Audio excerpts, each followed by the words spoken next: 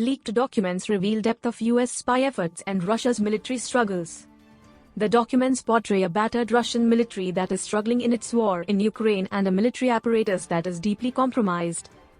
Written by Julian E. Barnes, Helene Cooper, Thomas Gobensneff, Michael Schwartz and Eric Schmidt. A trove of leaked Pentagon documents reveals how deeply Russia's security and intelligence services have been penetrated by the United States, demonstrating Washington's ability to warn Ukraine about planned strikes and providing an assessment of the strength of Moscow's war machine. The documents portray a battered Russian military that is struggling in its war in Ukraine and a military apparatus that is deeply compromised. They contain daily real-time warnings to U.S. intelligence agencies on the timing of Moscow's strikes and even its specific targets. Such intelligence has allowed the United States to pass on to Ukraine crucial information on how to defend itself. The leak, the source of which remains unknown, also reveals the American assessment of a Ukrainian military that is itself in dire straits. The leaked material, from late February and early March but found on social media sites in recent days, outlines critical shortages of air defense munitions and discusses the gains being made by Russian troops around the eastern city of Bakhmut. The intelligence reports seem to indicate that the United States is also spying on Ukraine's top military and political leaders, a reflection of Washington's struggle to get a clear view of Ukraine's fighting strategies. The new documents appear to show that America's understanding of Russian planning remains extensive and that the United States is able to warn its allies about Moscow's future operations. The material reinforces an idea that intelligence officials have long acknowledged. The United States has a clearer understanding of Russian military operations than it does of Ukrainian planning. Intelligence collection is often difficult and sometimes wrong, but the trove of documents offers perhaps the most complete picture yet of the inner workings of the largest land war in Europe in decades. The leak has the potential to do real damage to Ukraine's war effort by exposing which Russian agencies the United States knows the most about, giving Moscow a potential opportunity to cut off the sources of information. Current and former officials say it is too soon to know the extent of the damage, but if Russia is able to determine how the United States collects its information and cuts off that flow, it may have an effect on the battlefield in Ukraine. The leak has complicated relations with allied countries and raised doubts about America's ability to keep its secrets. After reviewing the documents, a senior Western intelligence official said the release of the material was painful and suggested that it could curb intelligence sharing. For various agencies to provide material to each other, the official said, requires trust and assurances that certain sensitive information will be kept secret. The documents could also hurt diplomatic ties in other ways. The newly revealed intelligence documents also make plain that the United States is not spying just on Russia, but also on its allies. While that will hardly surprise officials of those countries, making such eavesdropping public always hampers relations with key partners, such as South Korea, whose help is needed to supply Ukraine with weaponry. Representative Mike Gallagher, Republican Wisconsin, a member of the House Intelligence Committee, said he expected Biden administration officials to brief lawmakers on the matter when Congress returned to session next week. It seems like a massive counterintelligence problem, the fact that this trove of documents was leaked, he said. We are talking about things that could damage our national security and CIA efforts in Europe and around the world. Analysts say the size of the trove is likely about 100 pages. Reporters from the New York Times have reviewed more than 50 of those pages. The documents appeared online as hastily taken photographs of pieces of paper sitting atop what appears to be a hunting magazine.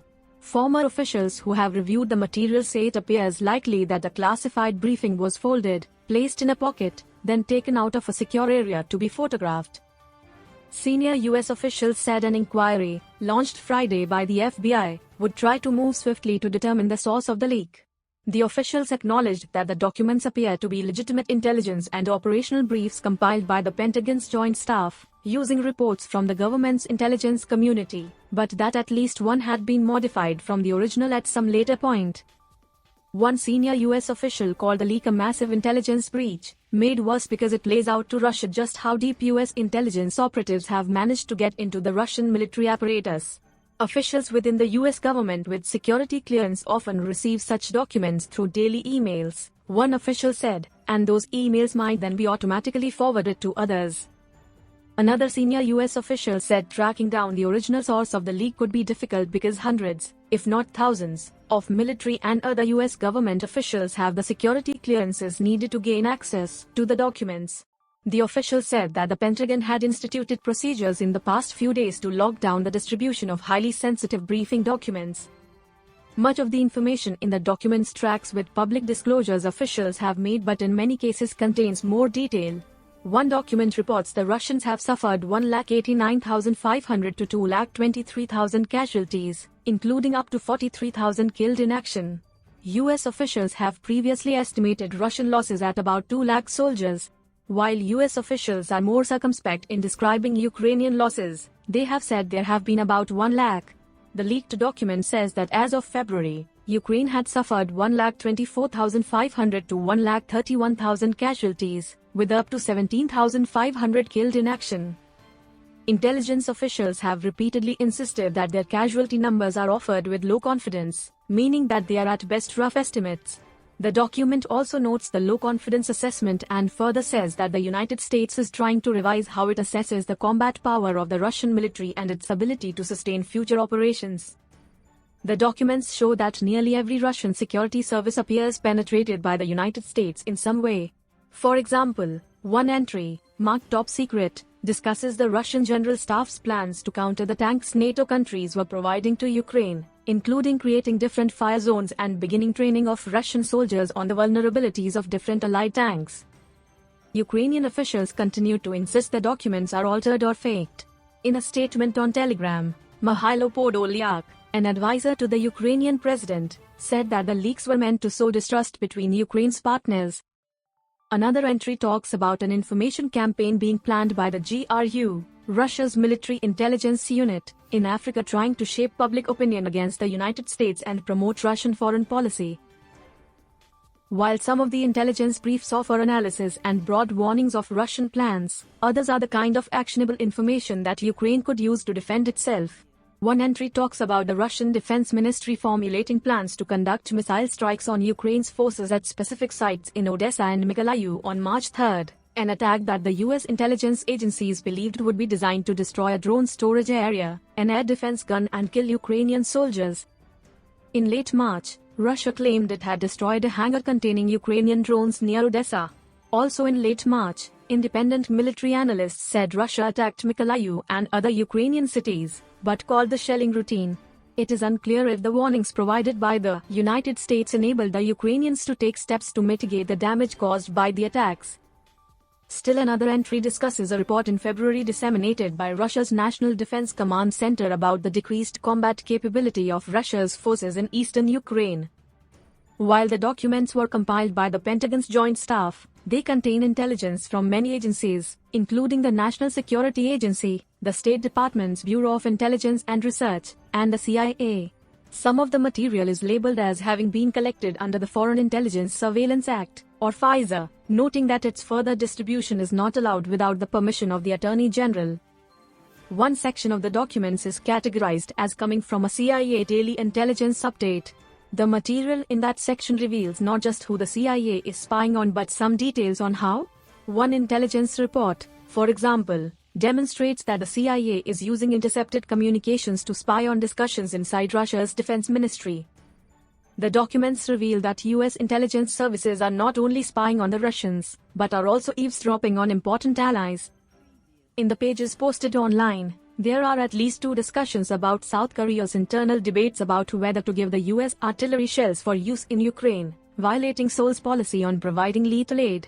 One section of the documents reports that South Korean officials were worried that President Biden would call South Korea's president pressuring Seoul to deliver the goods. Another section of the documents, from the CIA, is more explicit about how the United States has learned about the South Korean deliberations, noting the information was from a signals intelligence report, a term spy agencies use for any kind of intercepted communications from phone calls to electronic messages. Another CIA assessment drawing on intercepts reported that in early to mid-February, senior leaders of the Mossad, Israel's foreign spy agency, advocated for Mossad officials and Israeli citizens to protest judicial reforms proposed by Israel's new government. Senior Israeli defense officials denied the assessment's findings, and the New York Times was unable to independently verify them. The proposed changes have generated massive public protests and prompted Prime Minister Benjamin Netanyahu to delay the proposal.